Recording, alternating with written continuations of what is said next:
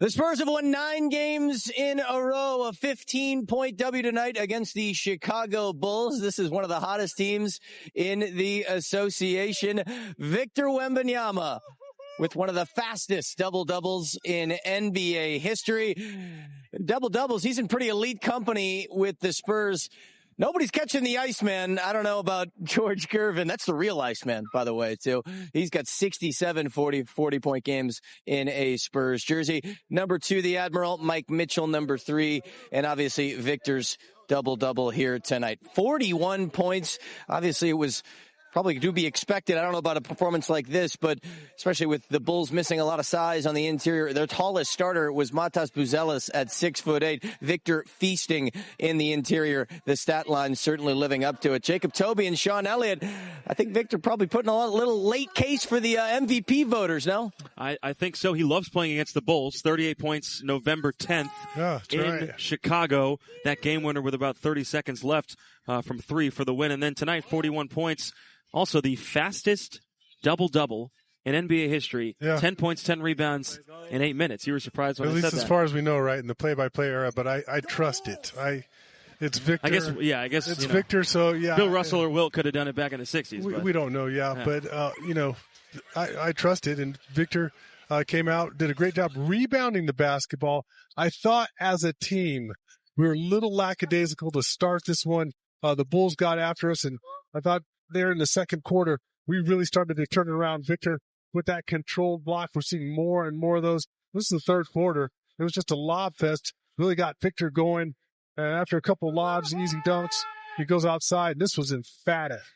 That was point 41 right there. And you put that on your MVP resume tape and you make a lot of people sit up and take notice. And so, I want to see more performances. They don't have to be 41, but I want to see some more dominating performances from Victor down the stretch just to bolster his case. Since Victor's been here, you've been calling for his teammates to give him the basketball when he's in there, make his time worthwhile. I think they did a good job of that tonight, specifically early on, Castle with the lobs. Well, when you start throwing lobs to Victor, it's going to open up shooters on the weak side. And we saw Steph Castle get a wide-open 3-ball. It was our HEB inside the game because the help defender's going to come in there. They're going to want to prevent that lob from happening. So he's going to collapse the paint. He's going to have 3 or 4 defenders around him. It's going to make it easier for guys to shoot on the perimeter. And our guys have figured that out now. Use him early and often, and it's going to open up the game for the rest of us. 3-game road trip coming up, Golden State, Clippers, and then the team you're most scared about, the Denver Nuggets. What do you think? Denver's scary. They're really scary. And, with Jokic and Jamal Murray, when he has it going. 50 points a couple nights ago. Yeah, they're tough to beat. And so I think they tweaked their team a little bit, maybe got a little bit better. Yeah. The problem with them is that they had Jokic out for a long time, so the record wasn't very good. Even though they kind of held down the fort, it's not as good as it could have been. And so they're not going to have home court advantage, doesn't look like, to start off. But to me, they're a scary ball club. Well, they've been there and done that. They won the championship in 2023 with that core. Yep. And still the core there. And Jokic is a baller. And he's a baller. No doubt about it. Absolutely. Always in the MVP discussion. But guess what? So is the Spurs guy, Victor Wembanyama. 41 points tonight. Nate, you look good tonight. I see your chain underneath your I'm about to, these NIL deals are getting out of control, gentlemen. I'm looking at imagine what this guy's NIL deal would be. throwing you the diamond chain. You got the ice. Right. You guys are the Icemen over there. Hey, Nate, I'm going to go home and lay down some tracks. There it is. You got the Beats headphones, Sean? Is that what's going on? I'm going to lay down some tracks, man. I feel it right now. There it is. Featuring Sean Elliott. Jacob Toby. There's your new hook man right there, JT. Well, yeah, I'll do the chorus, the bridge. Your next gig, you bring in Sean. You just got to keep the chain on. Now? Can you see it? Yeah, no, Can you see it? I got it. Next time I see you, I feel like you get back from this road trip, you're going to show up in like a fur coat, just looking all ready to go, just blazing it out with the bling, and I love it, gentlemen. When we get home, the doors are going to be locked. Everybody's going to be like, you can't come home after that. Thanks to Whataburger, I guess. That was great. I'm still waiting. I think I stole a patty melt from you when JT wasn't looking. He was looking down on the other end, and I just came in and swiped it with a burger. That thing was illegal. It was so good.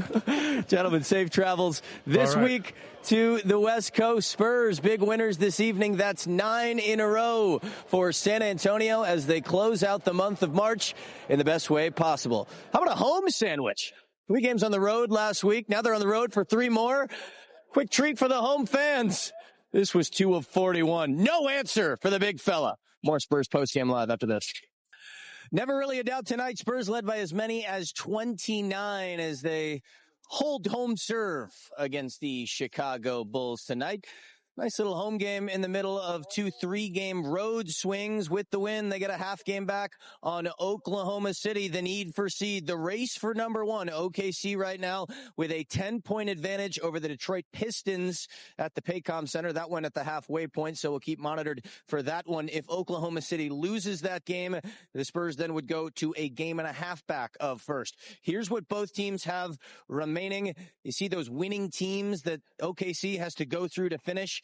A little easier for San Antonio, but the big eye popper there is the 4 games at home for San Antonio to close. So 3 straight road games. They get Warriors, Clippers, Nuggets, and then coming back to finish the regular season in this building as they'll take it right up to the postseason. Remember, jostling for 1 and 2. The Spurs can finish no worse than second in the Western Conference. They will host a playoff game here at the Frost Bank Center in mid-April. San Antonio, over their last 5 games, winning by an average of over 22.5 points per game, not playing around with their food as the playoffs get closer.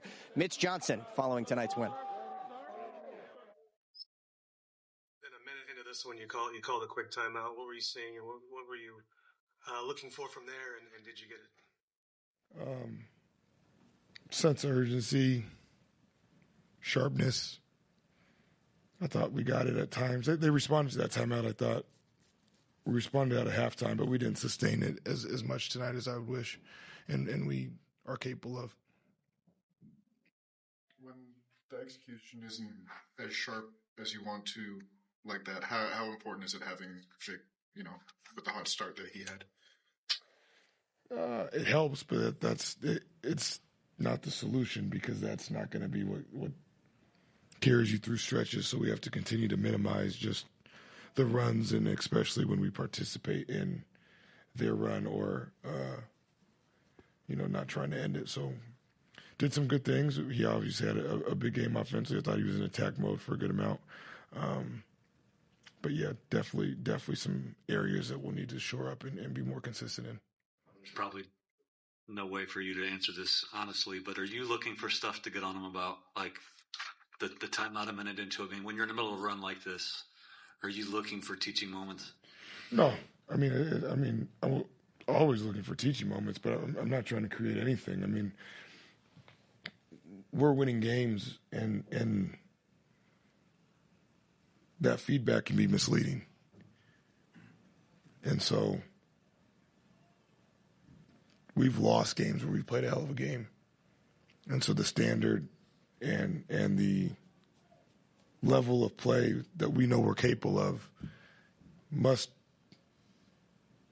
be acknowledged and held accountable regardless of score or result of game. And that's of the utmost importance when you don't have the history together where you can really draw upon the sample size of leaning into some of those things. So it may come across like that, but no, it's not that. Victor got up 27 shots tonight, which is a high number for him. Was there anything in particular that led to that? I thought he was in attack mode early. I thought he tried to get to the rim. I thought we did a good job passing it to him. Some of those lobs are anticipation plays, and it can feel, I think at times, hesitant to let the basketball go on a pass. Sometimes it's throwing a receiver open, and he might not be open, and then when you wait for it, he's not open anymore. So part of that's just continuing to get used to that, and I thought he wanted to set a tone, and he did, obviously, and did a good job of getting to the rim and getting to the paint, getting to his spots, with also playing with a good pace offensively. So he had a big night there. That part of it seems to be something that Steph is really unleashing lately in terms of just different angles, different ways to lob him the ball. Have you seen that continuing to develop from him? Yeah, I mean, our guards have the size and the skill in terms of being able to pass off the dribble, pass with both hands and whatnot. That should be a strength for ours for sure. And if he doesn't roll behind, that typically means something else is opened up, whether that's a crowd from the low man or the backside, or the guy dribbling the ball might have some space or opening in front of him. Coach, the rebounding has been a lot better.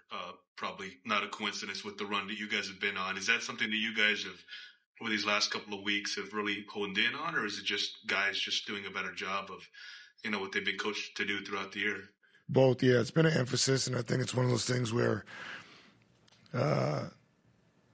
we just need to continue to emphasize, acknowledge it, and celebrate it, because it has been a big part of adding to our offense. And so I think we let go of the rope there a little bit, and so it's good to see us back making the intention and the commitment to that. Victor Wembanyama leading the way tonight, 41 points and 16 rebounds as he continues to make a late push for the NBA's Most Valuable Player award. But as a team right now, the Spurs on pace to finish with 8 players in double figures. That would be the first time in NBA history that a single team would have at least 8 players in double figures. Just goes to show the balanced attack these Spurs are trotting out every single night. One of those double figure scorers, that's the Rook out of Rutgers. Dylan Harper, here 2 of his 13. Hesitation in the painted area. Spurs win by 15. Don't go anywhere. Happy Spurs fans leaving the crib tonight. Can you believe it? There are just 4 regular season home games remaining on this schedule. Regular season, because as we all know that the Spurs are going to be getting some home playoff games here at the Frost Bank Center. Tonight they celebrate a 15-point W over the Chicago Bulls. Now they're going right back on the road starting on Wednesday night against the Golden State Warriors. They'll stay on the left coast. Head a little south to Los Angeles, play the Clippers, and then it's the Denver Nuggets on Saturday. Of note, all 3 of those teams right now will make the top 10 of the postseason. Looks like the Warriors and the Clippers are going to be shaking it out in the play-in tournament. Clippers have won 5 in a row, and both matchups this season against the Spurs have been very close. San Antonio has won both of those, and obviously the Denver Nuggets, always a tough out with Jamal Murray, Nikola Jokic. Nuggets will be in this building to close the regular season in about a week and a half's time. San Antonio, big winners again tonight. Winners of 9 in a row. Winners of 25 of their last 27. Keldon Johnson told me, keep the main thing the main thing. That was the case tonight, especially if you're wearing green shoes like Victor Wembanyama, 41 points, 16 rebounds. A double-double in the first 15 minutes of this contest. We had Jacob Toby and Sean Elliott and Whataburger Chains. Me, they threw a patty melt my direction. I was cool with that. That works for me. All Spurs tonight. For JT, Sean, our entire crew, I'm Nate Ryan. Go Spurs, go.